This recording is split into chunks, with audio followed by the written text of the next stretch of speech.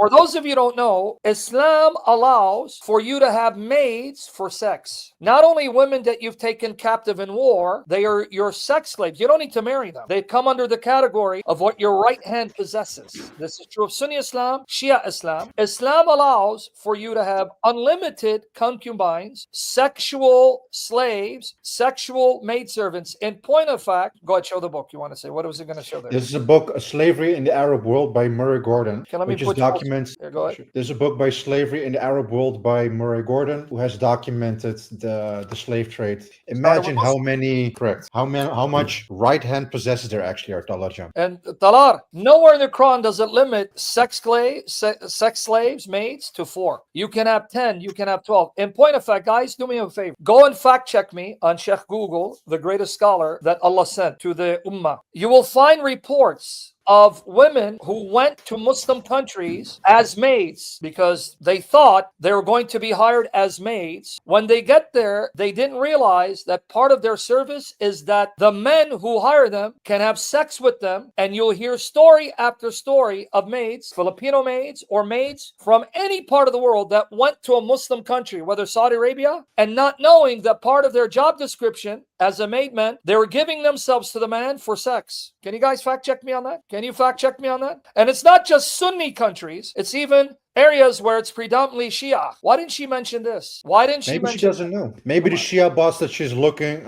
like in her social media page don't tell her about this. All right, now let's make it even worse, because this verse is the verse that the Shia used to justify Islamic prostitution. See, I wish I was there to ask her the question. Chapter 4, verse 24. Guys, fact check me. Lord Jesus Christ reigns. Fact check. And all married women are forbidden unto you. You cannot have sex with a married woman unless those captives whom your right hands possess. Here's my challenge to Talar. I want you to quote an official Shia source, not talking about modern, that denies that this refers to taking married women captive in jihad and having sex with them while their husbands are still alive, and then you can plow into them, have sex with them, and sell them off because they are your property. I want you to refute me. Quote an official, authentic Islamic source, whether Al-Kafi or Kulaini, that denies this is what the verse is teaching. Why didn't you mention this? Why didn't you mention that Islam allows men to take married women captive and then molest them, even though their husbands are alive, without having to marry them and sell them off? It's here in your Quran 424. And by the way, another thing, Dalar, this is the verse that you Shia use to justify pleasure marriage, temporary marriage, Zawaj al-Muta. And I'm going to give you the receipt from Shia sources. It is a decree of Allah for you.